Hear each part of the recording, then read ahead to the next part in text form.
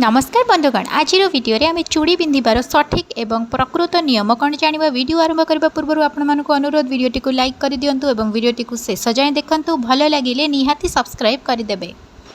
विवाहिता नारी माने चूड़ी पिंधार प्रकृत नियम कौन आसतु आज वीडियो रे आम जाना। आज आपण मान सहित मुझे जहाँ शेयर करने को जाऊँगी सबू कथा नारी माने जानिबा निहाती आवश्यक। जो माने नुआ बाहा होइथिबे बहु माननकु मध्य ए सब जानिबा निहाती आवश्यक कारण आम हिंदू धर्म रे अनेक नियम रही थाए जहाँकि आमको जानिबा निहाती आवश्यक। शेष पर्यंत आपण वीडियोटी को देखंतु आपणकर निश्चय पसंद आसिबो। ओडिया विवाहित नारी माने बाहागर परे धला एवं कला रंगर चूड़ी पिंधिबा उचित नुहे। झियो पिला माने किंतु पिंधि पारिबे बाहागर परे एही दुईटी रंगर चूड़ी पिंधिबा उचित नुहे। किंतु ब्रह्मपुर रायगड़ा पटे सावित्री अमावास्या कला रंगर चूड़ी पूजा करती तेणु कला रंगर चूड़ी पिंधिबा कंपलसरी समस्ते पिंधि थांती। विवाह पर समस्ते नाली रंगर शंखा निश्चिंत पिंधती।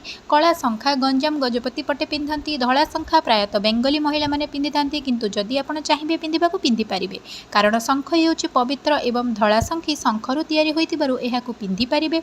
किंतु प्रत्येक ओडिया नारी हाथरे नाली शंखा पिंधिबा उचित जहाँ विवाह समय स्वामी पिंधि थांती।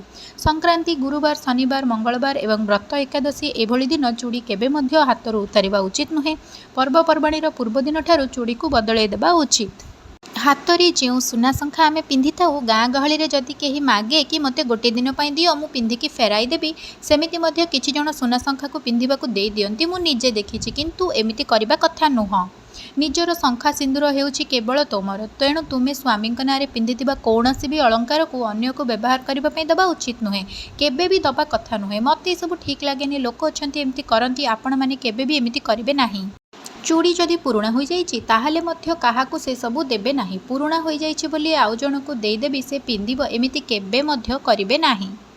चूड़ी जदि फाटी जाइछि कि भांगी जाइछि किंबा चूड़ी मझिरे जॉइंट अछि ताहाले केबे मध्य कहिबे नाही जे चूड़ी भांगी जाइछि कि फाटी जाइछि कहिबे चूड़ी तुटी जाइछि एवं तुटी जाइथिबा चूड़ी को केबे भल चूड़ी सहित रखिबे नाही। जेतेबेले देखिबे से चूड़ी तुटी जाइछि ताहाले सांगे सांगे चूड़ी को अलगा करी बाहर करी देबे। सही तुटी जाइथिबा चूड़ी को इयाडे सियाडे बाहर बारीपटे पकेइबे नाही। सही चूड़ी को एक डबारे रखी बही जाउथबा नदी जल रे भसई देबे एवं जेतेबेले नुआ चूड़ी पिंधिबे काच चूड़ी पानी चूड़ी जहाको एवं शंखा को मध्य प्रथमे लक्ष्मी नारायण किंबा शिव पार्वती पाखरे पूजा करिबे किंबा जुगल मूर्ति आगे पूजा करिबे। माँ को दुईपट चूड़ी अर्पण कर सारिबा परे आउ जहा चूड़ी रहिला ताकू आमे पिंधि परिबा। आउ गाधई सारिबा संगे संगे ओदारे केबे भी चूड़ी शीतलैबा कि बदलैबा उचित नुहे। केबे भी चूड़ी ओल्हेबा कहिबे नाही। चूड़ी शीतलैबा किंबा उतारिबा कहबा उचित।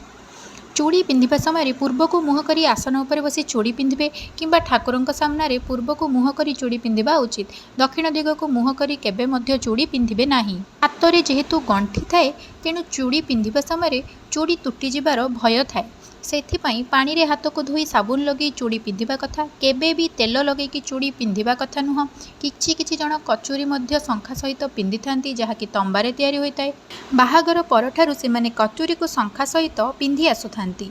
हाथ में कतुरी पिंधिथिले मध्य खाली चूड़ी हाथ में नथिले खाली हाथ करी चूड़ी बदलैबा उचित नुहे। हाथ में चूड़ी पट्टे रखंतु किंबा लुगा कानी बांधी किंबा नाली रक्षा सूताटीए बांधी चूड़ी बदलैबा उचित। खाली हाथ करी चूड़ी केबे मध्य बदलैबा उचित नुहे। चूड़ी जदि पुराणा हो जाइछि कलर फेड हो जाइछि किंबा चूड़ी भल थिबो किंतु किछि जण चूड़ी को बारंबार चेंज करी आसंती एमिति करिवे नाही। बारंबार हाथर चूड़ी ओल्हेबा उचित नुहे। किछि जण दिन में 2-3 थर चूड़ी को चेंज करती एमती करबा कथा नुह। जेतेबेले कोडे जाउछंती किंबा कोनोसी पर्वपर्वाणी पड़िला ताहाले चूड़ी चेंज करंतु किंतु सबुबेले हाथर चूड़ी ओल्हाइबा ठीक नुहे। जदि चूड़ी एंतुड़ी छुआ किंबा सब छुआ को छुई देले ताहाले चूड़ी मारा हो जाए सही चूड़ी को उतारी दबा उचित। काहींकि ना आमे मंदिर जिबा कि घर पूजा करबा ताहाले सही मारा चूड़ी पिंधि आमे पूजा करबा उचित नुहे। एही चूड़ी को बदलाई दबा उचित। पुराणा चूड़ी को पाखरे साइतिकी रखिबा उचित। एक मोटा सूतारे चूड़ी को गुंथि पुराणा चूड़ी को रखिबा उचित। पुराणा चूड़ी हेउ कि बाहागरर मंतुरा चूड़ी हेउ काहाकू देबे नाही कि नदी रे फिंगिबे नाही कि बाहागर बेदी रे स्वामी जो कॉइन रे सिंदूर पिंधाइथिबे से कॉइन को काहाकू देबे नाही ताको पाखरे रखिबा उचित। एहाकू संतक भाबी साइति रखिबे। मने रखिथिबे एही कथाटी को जो माने नुआ बाहा होइचंती से माने एही कथा को निश्चय ध्यान रखिबे। हाथ में चूड़ी सामान संख्यार पिंधिबा उचित नुहे। बाम पटे जदि 6टा चूड़ी पिंधिबे ताहाले डाहाण हाथ में 5टा पिंधिबे। समान समान चूड़ी पिंधा जाए नहीं। एही सब कथा मु मो जेजेमा आउ माँ आईंक ठारू जानिछि।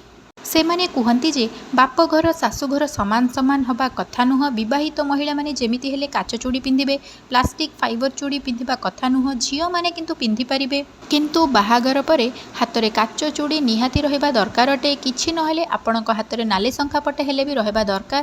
ଶଙ୍ଖାକୁ ମଧ୍ୟ ଆପଣ ପିନ୍ଧିବା ସମୟରେ ମା ବୃନ୍ଦାବତୀ, ମା ମଙ୍ଗଳା କିମ୍ବା ଗ୍ରାମଦେବତୀଙ୍କ ପାଖରେ ପୂଜା କରି ମଧ୍ୟ ପିନ୍ଧିପାରିବେ। ଶଙ୍ଖା ହେଉ କି କାଚ ଚୁଡ଼ି ହେଉ ପିନ୍ଧିବା ସମୟରେ ମୁଣ୍ଡରେ ଓଢ଼ଣା ପିନ୍ଧି ଚୁଡ଼ି ପିନ୍ଧିବା ଉଚିତ। ଖାଲି ସୁନା ଚୁଡ଼ି ମଧ୍ୟ ପିନ୍ଧିବା କଥା ନୁହଁ। ସୁନା ଚୁଡ଼ି ସହିତ ଶଙ୍ଖା ନିହାତି ରହିବା ଦରକାର। କି ରୂପାର ଚୁଡ଼ି ମଧ୍ୟ ବିବାହିତ ନାରୀମାନେ ପିନ୍ଧିବା କଥା ନୁହଁ। ଚୁଡ଼ି ପିନ୍ଧି ସାରିବା ପରେ ପ୍ରଥମେ ଠାକୁରଙ୍କୁ ମୁଣ୍ଡିଆ ମାରିବେ, ସ୍ୱାମୀ ଏବଂ ତାପରେ ଆପଣଙ୍କ ଘରେ ଆପଣଙ୍କ ଠାରୁ ବଡ଼ ଯେଉଁମାନେ ଥିବେ ସମସ୍ତଙ୍କୁ ମୁଣ୍ଡିଆ ମାରିବା ଉଚିତ। ସୁନା ଚୁଡ଼ି କେବେ ମାରା ହୁଏ ନାହିଁ। ସୁନା ଚୁଡ଼ି ହେଉଛି ପବିତ୍ର ଏବଂ ଶୁଦ୍ଧ, କିନ୍ତୁ ଛୁତକ ସମୟରେ, ଏନ୍ତୁଡ଼ି ଛୁଆଁ କିମ୍ବା ମୃତକ ସମୟରେ ଶବକୁ ଛୁଇଁଦେଲେ ପାଣି ଚୁଡ଼ି ମାରା ହୋଇଯାଇଥାଏ, ତାକୁ ବଦଳାଇବା ପାଇଁ ପଡ଼ିଥାଏ। ଗାଧୋଇ ସାରିବା ପରେ ସାଙ୍ଗେ ସାଙ୍ଗେ ଓଦାରେ ସିନ୍ଦୁର କେବେ ପିନ୍ଧିବେ ନାହିଁ କି ରାତି ସମୟରେ କେବେ ସିନ୍ଦୁର ପିନ୍ଧିବେ ନାହିଁ, ଏହାକୁ ସମସ୍ତେ ମନେ ରଖନ୍ତୁ। ତା ସହିତ ଯେତେବେଳେ ସିନ୍ଦୁର ପିନ୍ଧିବେ ପାଖରେ ଯେମିତି କେହି ନ ରହିବା କଥା, ଆଇନାରେ କେବଳ ନିଜର ମୁହଁ ଦେଖିବେ ଆଉ ସିନ୍ଦୁର ପିନ୍ଧିବେ। କେବଳ ସ୍ୱାମୀ ଯଦି ସାମ୍ନାରେ ଥାନ୍ତି ସିନ୍ଦୁର ପିନ୍ଧିବା ସମୟରେ ତାହେଲେ ବହୁତ ଭଲ ହୋଇଥାଏ।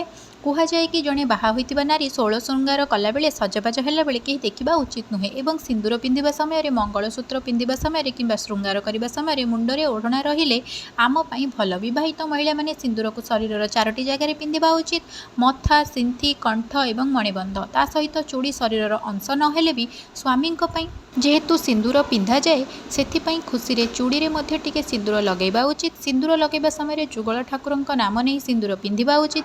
ଶିବ, ପାର୍ବତୀ, ଲକ୍ଷ୍ମୀନାରାୟଣଙ୍କୁ ସ୍ମରଣ କରି ପ୍ରତ୍ୟେକ ଦିନ ସିନ୍ଦୁର ପିନ୍ଧିବା ଉଚିତ। ନିଜର ସିନ୍ଦୁର ଫରୁଆରୁ କେବେ ଅନ୍ୟକୁ ସିନ୍ଦୁର ପିନ୍ଧିବା ପାଇଁ ଦେବା ଠିକ୍ ନୁହଁ। ନିଜ ଭଉଣୀ ହୁଅନ୍ତୁ କି ନଣନ୍ଦ କି ଆଉ କିଏ ମହିଳା ହୁଅନ୍ତୁ, କାହାକୁ ବି ନିଜ ସିନ୍ଦୁର ଫରୁଆରୁ ସିନ୍ଦୁର ଲଗାଇବାକୁ ଦିଅନ୍ତୁ ନାହିଁ। ମାସିକ ଧର୍ମ ସମୟରେ ସିନ୍ଦୁର ପିନ୍ଧିବାକୁ ମନା କରାଯାଏ।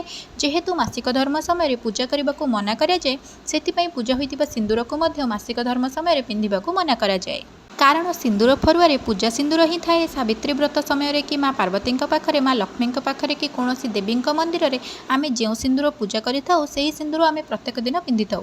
କିନ୍ତୁ ଆପଣ ମାସିକ ଧର୍ମ ସମୟରେ ଏକ ଅଲଗା ସିନ୍ଦୁର ଫରୁଆରେ ପୂଜା ନ ହୋଇଥିବା ସିନ୍ଦୁର ରଖି ଲଗାଇ ପାରିବେ କିମ୍ବା ଷ୍ଟିକ୍ ସିନ୍ଦୁର ମାସିକ ଧର୍ମ ସମୟରେ ଆପଣ ଲଗାଇ ପାରିବେ। ଭିଡ଼ିଓଟିକୁ ଶେଷ ପର୍ଯ୍ୟନ୍ତ ଦେଖିଥିବାରୁ ଆପଣମାନଙ୍କୁ ଅଶେଷ ଅଶେଷ ଧନ୍ୟବାଦ। ଭିଡ଼ିଓଟି କିପରି ଲାଗିଲା କମେଣ୍ଟ କରି ଜଣାନ୍ତୁ। ଆଉ ହଁ, ମୋ ଚ୍ୟାନେଲକୁ ସବସ୍କ୍ରାଇବ୍ କରିବାକୁ ଆଦୌ ବି ଭୁଲନ୍ତୁ ନାହିଁ। ଜୟ ଜଗନ୍ନାଥ।